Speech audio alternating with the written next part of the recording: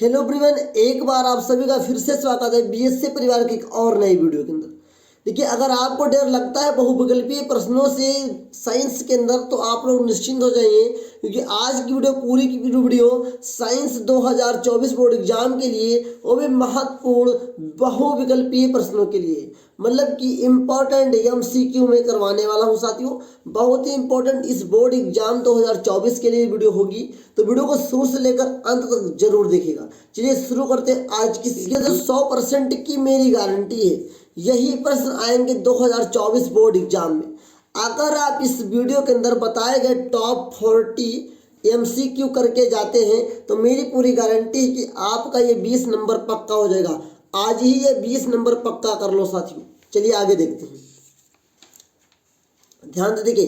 Top 40 most important MCQ इस video के अंदर मैं करवाने वाला हूं, मतलब कि मल्टीपल चॉइस क्वेश्चन, जिसे बहुविकल्पीय प्रश्न बोला जाता है। इन वन वीडियो, एक ही वीडियो के अंदर, एक ही वीडियो से 20 नंबर पक्के करें। 20 नंबर आपका जो ये साथियों, ये एक ही वीडियो से पक्का हो जाएगा। पूरी की पूरी गारंटी, 100% की मेरी गारंटी, यही प्रश्न आएंगे, इससे बाहर कुछ भी नहीं आएगा। तो चलिए वो प्रश्न कौन से, उसे मैं आपको दिखाता हूँ और हल करके दिखाता हूँ। देखिए, ये वीडियो जो है साथियों बोर्ड एग्जाम 2024 के लिए, विषय आपका विज्ञान, महत्वपूर्ण बहुविकल्पीय प्रश्न, बोर्ड एग्जाम 2024 के लिए टॉप 40 इंपॉर्टेंट ऑब्जेक्टिव क्वेश्चंस। आप सभी को पता कि ऑब्जेक्टिव क्वेश्चन साथियों OMR शीट पे करना होता है, वो आप लोग भली बात जानते होंगे। नहीं जानते तो कमेंट में बताइएगा, मैं आपको करके दिखाऊंगा साथियों। आइए आज की सीरीज में हम देखते हैं हमारे प्रश्न कैसे होंगे और कौन कौन से होंगे। देखिए, प्रश्न नंबर 1 लिखा है, नीचे दी गई अपक्रिया के संबंध में कौन सा कथन असत्य है। मेरे बात को समझिएगा साथियों, ये लिखा गया असत्य, सत्य नहीं लिखा गया, असत्य लिखा है। इस बात को जरूर समझिएगा साथियों। Pb2PbO जो कि सॉलिड है, कार्बन के संग अपक्रिया कराते हैं तो बन जाता है 2Pb सॉलिड CO2 गैस। तो अपक्रिया कौन सी है? सीसा संचायक, सीसा अपचयित हो रहा है, कार्बन उपचयित हो रहा है साथियों। उपचयित, ये गलत लिखा है, उपचयित होता है, उपचयित हो रहा है। कार्बन डाइऑक्साइड उपचारित हो रहा है, लेड ऑक्साइड उपचयित हो रहा है। बताओ ये कथन कौन कौन सा सही नहीं है साथियों? तो ये कथन A और B दोनों नहीं सही है।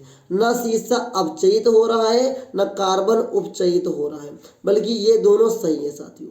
आई होप आपको समझ में आया होगा। देखिए प्रश्न संख्या 2 क्या है, लिखा हुआ प्रश्न संख्या 2 कि Fe2, ये लिखा हुआ Fe2O3 प्लस 2Al, Al मतलब एल्युमिनियम से बनता है Al2O3 plus 2Fe।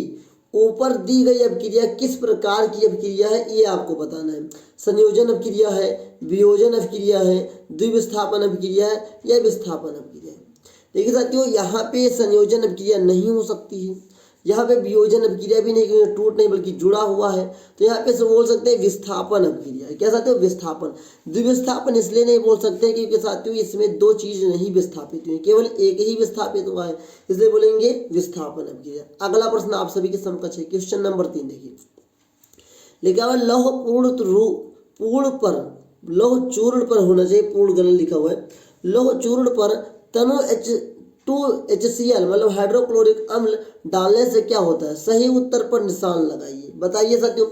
Hydrogen gas एवं आयरन क्लोराइड बनता है, तो साथियों एकदम सही, ऑप्शन नंबर 1 आपका सही होगा। अगला लिखा है, कोई विलयन लाल लिटमस को नीला कर देता है। पीएच, क्या साथियों? पीएच समझौता क्या होगा? इसका पीएच समझौता क्या होगा? इसका ऑप्शन ये रहा आप सभी के समकक्ष। Option number 1, option number B 4, option number C, ये ऑप्शन नंबर D। तो साथियों क्वेश्चन अपना था, क्या था? क्वेश्चन था कि ये क्या हो जाता है, कोई विलयन लाल लिटमस को नीला कर देता है, मतलब इसका पीएच क्या होगा? 10, मतलब 7 से ज्यादा होगा, तो 7 से ज्यादा 10 ही है, तो ये 10 ही होगा साथियों। अगला लिखा है, अपाचे को उपचार कर, अपाचे अपच बोलते हैं, क्या बोलते हैं? अपच, जो पचता नहीं है। क्या? अपच। क्या अपच को या अपच का उपचार करने के लिए निम्न में से किस औषधि का उपयोग करते हैं? तो साथियों हम करते हैं एंटीसेप्टिक। क्या? एंटीसेप्टिक किसे बोलते हैं साथियों? जिसे बोलते हैं एसिलाक बोलते हैं, वही एंटीसेप्टिक होता है। फिर लिखा जल को जीवाणु रहित बनाने के लिए उपयोगी पदार्थ है। मतलब जल में कौन सा पदार्थ डाल दिया जाता है कि उसमें जीवाणु खत्म हो जाते हैं? धावन सोडा, बेकिंग सोडा, फिटकरी। ऑप्शन नंबर डी सही है, विरंजक चूर्ण। क्वेश्चन नंबर 7 आपका है, खाद्य पदार्थ के देवों पर, देवों ने डब्बा होता है, डिब्बा होता है ना, डिब्बो जिसे बोलते हैं, डिब्बे, डिब्बे पर जिंक की बजाय टिन का लेपन होता है क्योंकि टिन की अपेक्षा जिंक महंगा होता है। टिन की अपेक्षा जिंक का गलनांक अधिक होता है। टिन की अपेक्षा जिंक अधिक अपक्रियाशील होता है। टिन की अपेक्षा जिंक कम अपक्रियाशील होता है। तो साथियों टिन की अपेक्षा में जिंक जो होता है अधिक अभिक्रियाशील होता है, इसलिए टिन के डिब्बे बनाए जाते हैं। अगर जिंक का बना देंगे तो जल्दी अभिक्रिया करके हमारे लिए नुकसान घातक हो जाएगा, इसलिए टिन के डिब्बे बनाए जाते हैं। देखिए क्वेश्चन नंबर 8 आपका है, निम्नलिखित में से कौन सी धातु अम्ल में से हाइड्रोजन विस्थापित करती है? मतलब अम्ल में से हाइड्रोजन विस्थापित करती है। साथियों ऑप्शन नंबर आपका बी सही होगा, Mg, मैग्नीशियम जिसे बोलते हैं साथियों। अगला लिखा है क्वेश्चन नंबर 9, फफोलेदार कापर है, फफोलेदार और क्या है? शुद्ध कापर है, कापर का अयस्क है, कापर की मिश्र धातु है, या कापर जिसमें 20% अशुद्धियाँ होती है। तो जिस कापर में 20% की अशुद्धियाँ होती है साथियों, उस कापर को हम लोग बोलते हैं फफोलेदार कापर। ये कभी कभी क्वेश्चन में भी पूछ लेता है। अगला देखिए लिखा हुआ है, एथेन का आणविक सूत्र C2H6 है, इसमें सहसंयोजक आबंध 6 है, 7 सहसंयोजक आबंध है, ऑप्शन नंबर सी, 8 सहसंयोजक आबंध है, ऑप्शन नंबर डी, 9 सहसंयोजक आबंध है। तो ऑप्शन नंबर डी आपका सही, ऑप्शन नंबर बी आपका सही है, 7 सहसंयोजक आबंध होते हैं। आई होप आपके जो अभी तक 10 क्वेश्चंस मैंने आपको करवाया है समझ में आया होगा, अच्छे से समझ में आएगा और कोई प्रकार की दिक्कत नहीं हुई होगी आपको। आगे देखते हैं क्वेश्चन नंबर आपका 11 साथियों है, लिखा हुआ है, खाना बनाते समय यदि बर्तन की ताली बाहर से काली हो रही है तो इसका मतलब क्या है? भोजन पूरी तरह नहीं पका, ईंधन आर्द्र, आर्द्र मतलब गीला है, ऑप्शन नंबर सी आपका है, ईंधन पूरी तरह से जल रहा है। तो ईंधन पूरी तरह से जल रहा है तभी साथियों उसकी तली काली हो रही है। देखिए 2 प्रश्न आपके लिए, लेकिन निम्नलिखित में से किस यौगिक में कीटोनी समूह उपस्थित है? कीटोनी समूह का मतलब होता है साथियों जिसमें केवल CO जुड़ा और कुछ ना जुड़ा हो। कीटोनी समूह जिसमें जुड़ा होगा वही आपका आंसर होता है साथियों। अगर आपको कोई दिक्कत है तो आप अभी मेरे संग बने रहे, आपका डाउट क्लियर हो जाएगा। देखिए यहाँ पर ये जुड़ा हुआ है CHO, यहाँ पर भी CHO जुड़ा हुआ है साथियों, यहाँ पर भी COOH जुड़ा है, लेकिन यहाँ पे केवल CO जुड़ा है, इसलिए ऑप्शन नंबर डी अपना सही होगा, CH3 में कीटोनी समूह जुड़ा हुआ है। फिर लिखा ब्यूटेनोन में क्रियात्मक समूह होगा, तो ब्यूटेनोन का मतलब होगा कीटोन समूह होगा, मतलब CHO होगा साथियों, नहीं CO होगा, C double bond O। Option number B आपका सही है। अगला प्रश्न आप सभी के समकक्ष है, लिखा आवर्त सारणी में बाईं से दाएं ओर जाने पर प्रवृत्तियों में के बारे में कौन सा कथन असत्य है? मतलब इस बात को सदैव सवाल अच्छे से पढ़िएगा, कह रहा है कौन सा कथन इसमें असत्य है? असत्य पर टिका आपको लगाना है। नंबर 1, तत्वों की धात्विक प्रकृति घट जाती है, संख्या बढ़ जाती। फिर लिखा है संयोजकता, इलेक्ट्रॉनों की संयोजकता बढ़ जाती है, ये दोनों सही है साथियों। परमाणु आसानी से इलेक्ट्रॉन का त्याग करते हैं, ये सही, ये असत्य है। परमाणु आसानी से इलेक्ट्रॉन का त्याग नहीं करते हैं साथियों, ऑप्शन नंबर सी आपका सही है। फिर लिखा साथियों का क्वेश्चन नंबर 15, विकिरण संबंध रखने वाले तत्व कौन है? Lithium beryllium, lithium magnesium, lithium sodium, beryllium silicon. तो ऑप्शन नंबर बी आपका सही है, लिथियम और मैग्नीशियम आपका आंसर होगा। आगे लिखा है क्वेश्चन नंबर 16, पादप में जेलम नहीं तो सकते जाइलम होता है, क्या होता है? जाइलम होता है। जाइलम उत्तरदायी है, मतलब जो पादप में जाइलम पाया जाता है, जाइलम का क्या कार्य है? जल का वहन, भोजन का वहन, अमीनो अम्ल का वहन, ऑक्सीजन का वहन। तो जाइलम का काम होता है जल को ले जाना तनाओं तक, उनकी पत्तियों तक, जड़ से जल को ले जाना जाइलम का काम होता है। अगला लिखा है, मनुष्य में विक्र एक तंत्र का भाग है जो संबंधित है, बताइए किससे संबंधित है साथियों, कमेंट में बताइए। तो ऑप्शन नंबर सी आपका सही, उत्सर्जन से है। फिर अगला क्वेश्चन से, निम्नलिखित में से कौन सा पादप हार्मोन से? तो साथियों ऑप्शन नंबर आपके सभी के समकक्ष है। ऑप्शन नंबर है insulin, option number B thyroxine, number C oestrogen, number D cytokinin. तो साइटोकिनिन आपका सही आंसर होगा साथियों, साइटोकिनिन पादप हार्मोन से।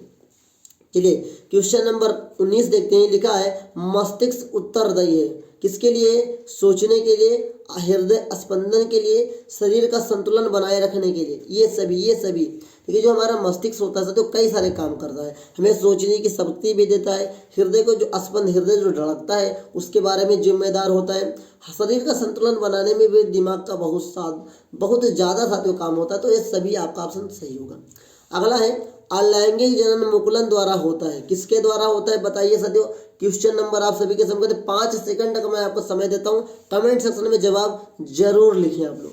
लेकिन number 1 amoeba, number B yeast, number 3 plasmodium, number D leishmania. इसका ऑप्शन नंबर डी सही होगा। फिर लिखा है निषेचन के बाद पुष्प का कौन सा भाग फल में बदल जाता है।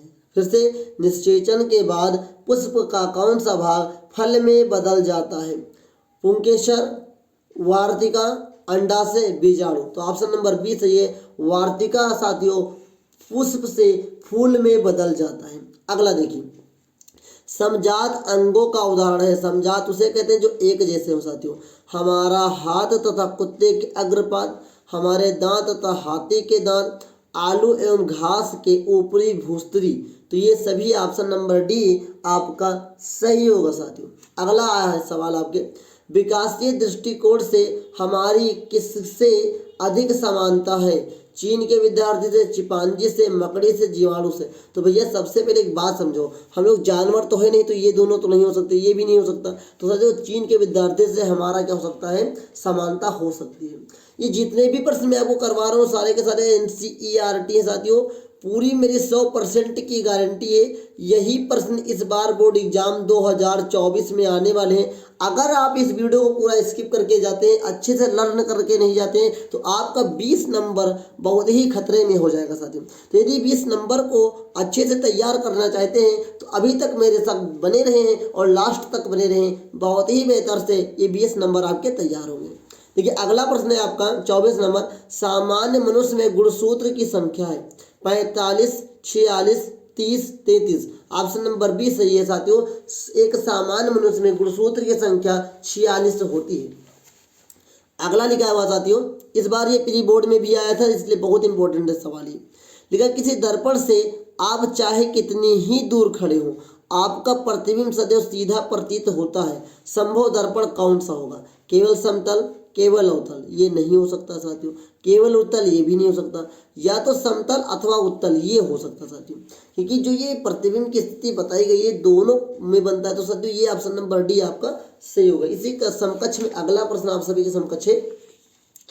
अगला प्रश्न लिखा हुआ है, निम्न में से कौन सा पदार्थ लेंस बनाने के लिए प्रयुक्त नहीं किया जा सकता? नंबर 1 जल, नंबर बी कांच, number C plastic, number D मिट्टी। तो मिट्टी से साथियों हम लोग पदार्थ से कांच नहीं लेंस नहीं बना सकते। तो मिट्टी ऑप्शन नंबर आपका सही होगा। देखिए क्वेश्चन को अच्छे से रीड करेंगे तभी आप अच्छा जवाब दे पाएंगे। अगर यहीं पे नहीं पढ़ते तो किसी पर भी टिक लगा सकते थे। तो नहीं पढ़ने के बाद पता चला कि मिट्टी ऑप्शन नंबर सही होगा। अगला है क्वेश्चन नंबर 27, किसी बिंब मतलब कोई वस्तु का अवतल दर्पण द्वारा बना प्रतिबिंब आभासी, सीधा तथा बम्ब लिखा साथ ये लिखा बिंब होना चाहिए। क्या होना चाहिए? बिंब। बिंब से बड़ा पाया गया वस्तु की स्थिति कहाँ होनी चाहिए? मुख्य फोकस तथा वक्रता केंद्र के बीच, वक्रता केंद्र पर, वक्रता केंद्र से परे, या दर्पण के ध्रुव तथा मुख्य फोकस के बीच। तो ऑप्शन नंबर डी आपका सही है, दर्पण के ध्रुव तथा मुख्य फोकस के बीच। अगला क्वेश्चन से 28 नंबर, मानव नेत्र की या जो लिखो मानव नेत्र जो भाग पर या मानव नेत्र का होना चाहिए? मानव नेत्र के जिस भाग पर, गलती से लिखा, मानव नेत्र के जिस भाग पर किसी वस्तु का प्रतिबिंब बनाते हैं वहाँ है या वह है कार्निया, परितारिका होता है साथियों, परितारिका। फिर पतली नहीं पुतली होता है, यह दृष्टिपटल। तो ऑप्शन नंबर डी आपका सही है, दृष्टिपटल। अगला प्रश्न है, अभिनेत्र होता है, बहुत गलती छाप दिया कंप्यूटर वाले ने। अभिनेत्र लेंस की फोकस दूरी में परिवर्तन किया जाता है पुतली पर, दृष्टिपटल पर, पश्चिमी पर, कोई नहीं। तो साथियों ऑप्शन नंबर सी आपका सही है। इसमें पश्चिमाभी पेशियों में अगर हम लोग परिवर्तन कर देते हैं तो उसकी फोकस दूरी में भी परिवर्तन हो जाता है साथियों। अगला प्रश्न लिखा है, दो चालक तार जिनके पदार्थ लंबाई तथा विकास समान है, विकास मतलब जो उसका आकार है वो समान है, किसी विद्युत परिपथ में पहले श्रेणी क्रम में और फिर पास, ये गलत शब्द है साथियों, समांतर क्रम में, क्या होता है, समांतर क्रम में संयोजित किए जाते हैं। श्रेणी क्रम तथा पाश्चर क्रम, जिसे पाश्चर क्रम ऐसे बोलते हैं साथियों ना, पाश्चर क्रम संयोजन में उत्पन्न ऊष्माओं का अनुपात क्या होगा? तो ऑप्शन नंबर सी सही है साथियों, 1:4। इसको याद कर लो। सवाल वैसे कैसे लगेंगे इसको भी मैं आपको बता दूंगा। इतना लंबा सवाल अगर आप लगाने बैठेंगे तो आपको ज़्यादा लंबा समय चला जाएगा और 100% की गारंटी यही सवाल आएगा इस पार्ट से, तो क्यों ना इसी को तैयार कर लो साथियों। अगला लिखा है, 1.5 वोल्ट विद्युत वाहक बल के सेल का आंतरिक प्रतिरोध 3 है, तो सेल का प्राप्त धारा का अधिकतम मान क्या होगा? देखिए इसको मैं करके दिखाता हूँ। देखिए सूत्र होता है ई बराबर साथियों, क्या ई बराबर होता है आई प्लस आर। अब देखिए साथियों, ये विद्युत वाहक बल 1.5 वोल्ट दे के रखा, 1.5 दे के रखा, आई का मान हमें निकालना है, प्लस आर का मान साथियों कितना है? आर का मान 3 है। अब अगर ये प्लस में उधर जाएगा तो माइनस में हो जाएगा, इसको इधर लेकर आओ साथियों, तो आई बराबर क्या हो जाएगा साथियों, ये इसको इधर रखेंगे तो माइनस में उधर जाएगा तो ये माइनस में हो जाएगा, तो 3 माइनस 1.5 हो जाएगा, 1.5। तो ये साथियों माइनस आई बराबर क्या हो जाएगा? 1.5 ये आप एम्पियर, मतलब ऑप्शन नंबर ए आपका सही होगा साथियों। अगला प्रश्न आप सभी के समकक्ष लिखा हुआ है कि 1 किलोवाट घंटे में जूल की संख्या कितनी होती है साथियों? तो 1 किलोवाट घंटे में 3.6 इंटू 10⁶ जूल होता है। ये कैसे निकाला जाता है ये आपको मैं बता देता हूँ। तो 1 किलोवाट ऐसे रखिएगा, गुणे में 1 किलोवाट घंटे की मान पूछ के रखा है, तो 1 किलोवाट घंटा, तो 1 किलो में 1000 हो गया साथियों। ओके साथियों, अब घंटे की बात की गई है तो घंटे में होता था तो 3600 सेकंड। कितना होता है? 3600 सेकंड होता है। अब देखिए साथियों, यहाँ पे 3 और 2 5 जीरो, यहाँ से 6, तो यहाँ पे ये ऑप्शन हो गया साथियों। देखिए अगला लिखा है, एक अश्व शक्ति बराबर होता है। इसका ऑप्शन मैं आपको दिखा देता हूँ। तो देखिए option number 1 726, option number B 736, option number C 746, option number D 756। तो ऑप्शन नंबर सी आपका सही है, 746। देखिए 1 HP बराबर जो होता है साथियों वो 746 वाट होता है। कभी कभी क्वेश्चन में आपके न्यूमेरिकल्स में भी आ जाते हैं साथियों। HP मतलब हाथ पावर, जो आपका कभी कभी कितने हाथ का पावर इंजन है साथियों, वही HP होता है। क्वेश्चन नंबर 34 है, विद्युत धारा उत्पन्न करने की युक्ति को कहते हैं जनित्र कहते हैं साथियों। ये टिक लगाओ तुरंत, इसमें ऑप्शन देखने की जरूरत नहीं साथियों। एक बार अगर आप याद करके जाते हैं तुरंत टिक लगाएंगे। अगला लिखा साथियों, लघु पतन के समय परिपथ में विद्युत धारा का मान क्या होता है? इस बात को आपको कमेंट करके बता देना चाहिए। आप लोग पढ़े लिखे हैं लेकिन बहुत कम हो जाता है, परिवर्तित नहीं होता है, बहुत अधिक बढ़ जाता है, निरंतर परिवर्तित होता है। इस बात को बताइए, लघु पतन के समय परिपथ में विद्युत धारा का मान बहुत अधिक बढ़ जाता है साथियों। लघु पतन क्या होता है? अर्थिंग जिसे बोलते हैं वही अर्थिंग होता है साथियों। अगला देखिएगा, लिखा है विद्युत चुंबकीय प्रेरण की परिघटना किसे कहते हैं? तो साथियों किसी विद्युत को आवेशित करने की प्रक्रिया, किसी कुंडली में विद्युत धारा प्रवाहित करने के कारण चुंबकीय क्षेत्र उत्पन्न करने की प्रक्रिया को कहते हैं, या कुंडली तथा चुंबक के बीच आपेक्षित गति के कारण कुंडली में प्रेरित विद्युत धारा उत्पन्न करना। ऑप्शन नंबर सी सही है साथियों। जब किसी कुंडली और चुंबक के बीच में साथियों कोई विद्युत धारा उत्पन्न होता है उसे बोलते हैं विद्युत चुंबकीय प्रेरण साथियों। अगला सवाल देखिए, लिखा है एक गतिमान आवेशित कण उत्पन्न करता है। जो कोई कण जाता है वो क्या करता है? तो जिसके अंदर साथियों इलेक्ट्रिसिटी जाती है या जिसके अंदर आवेश होता है वो क्या उत्पन्न करता है? एक तो उत्पन्न कर देगा केवल चुंबकीय क्षेत्र या तो केवल विद्युत, या ऑप्शन नंबर सी कह रहा है ए और बी। तो ए और बी दोनों सही है, क्योंकि कोई अगर आवेश होगा तो आवेश दो चीज़ों से मिलकर बनता है। ये आवेश दो चीज़ों को उत्पन्न करता है, चुंबकीय क्षेत्र को भी और विद्युत क्षेत्र को भी। आइए अगला सवाल, लिखा है एक खाद्य श्रृंखला हमेशा प्रारंभ होती है उत्पादक द्वारा। उत्पादक द्वारा एक खाद्य श्रृंखला की बात कही गई है साथियों। खाद्य श्रृंखला जो खाया जाता है साथियों, तो अगर उत्पादक नहीं होगा तो खाएगा कौन? तो उत्पादक से ही खाद्य श्रृंखला का क्या होता है? प्रारंभ होता है साथियों। अगला लिखा है निम्नलिखित में से कौन आहार श्रृंखला का निर्माण करता है। आहार श्रृंखला मतलब जो लगातार चलती जा रही है। तो घास गेहूं नहीं खाएगा, गेहूं को आम नहीं खा पाएगा। देखिए घास को बकरी खा जाएगी, बकरी को मानव खा जाएगा। ऑप्शन नंबर बी सही है। मतलब जैसे घास को बकरी खा सकती है, बकरी को मानव खा सकता है। तो ये क्या है, खाद्य श्रृंखला को निर्माण करता है, इसलिए ऑप्शन नंबर बी आपका सही होगा। अगला लिखा है ग्रीन हाउस प्रभाव किसके द्वारा प्रदर्शित होता है। मतलब कि ग्रीन हाउस जो है उसके अंदर उसके प्रभाव या उसको प्रभावित करने के लिए कौन कौन गैसें जिम्मेदार होती हैं। ऑप्शन नंबर ए आपका है nitrous oxide, option number B carbon dioxide, carbon, और ऑप्शन नंबर सी होना चाहिए क्लोरोफ्लोरोकार्बन CFC5। तो साथियों ये तीनों जिम्मेदार है। तो ऑप्शन नंबर डी आपका उपयुक्त सही होगा। साथियों उपयुक्त सही है। जो ये चार गैसें हैं ये किसी भी जो आपके पावर हाउस जो आपके ये ग्रीन हाउस होते हैं उस पर क्या करते हैं, बहुत बड़ा इफेक्ट डालते हैं। हमारा वायुमंडल बहुत ज़्यादा दूषित होता है। आई होप आपको जो मैंने टॉप 40 क्वेश्चंस बताए हैं वो आपको समझ में आया होगा। और बोर्ड एग्जाम 2024 में इस टॉप 40 क्वेश्चंस को अच्छे से करेंगे और ऑब्जेक्टिव क्वेश्चन की सीरीज को देखने के बाद आपका ये 20 नंबर जरूर कन्फर्म होगा। आपने इस वीडियो को 20 मिनट दिया है, 20 मिनट के अंदर अगर 20 नंबर तैयार हो जाते हैं, मेरी गारंटी के साथ साथियों आपका 70 में 70 आएगा। साइंस के अंदर 70 में 70 लाने से कोई नहीं रोक सकता। बस मेरी बात को मानिए, हमेशा आपका 70 में 70 आएगा। लेकिन कब, जब आप वीडियोज को मेरे देखेंगे। शाम को 7 बजे मैं डेली साथियों वीडियोज डालता हूँ, आप लोग देखिए, इंजॉय कीजिए, पढ़ाई के संग अपनी स्ट्रांग पढ़ाई कीजिए मेरे संग। आज के लिए इतना ही। अगर आपको वीडियो में कोई डाउट हो तो कमेंट में कीजिएगा और चैनल को सब्सक्राइब करना मत भूलिएगा। इस वीडियो को अपने सभी दोस्तों तक शेयर कीजिए और 20 नंबर पक्का कीजिए। चलिए मिलते हैं नेक्स्ट वीडियो में, तब तक के लिए जय हिंद, वंदे मातरम।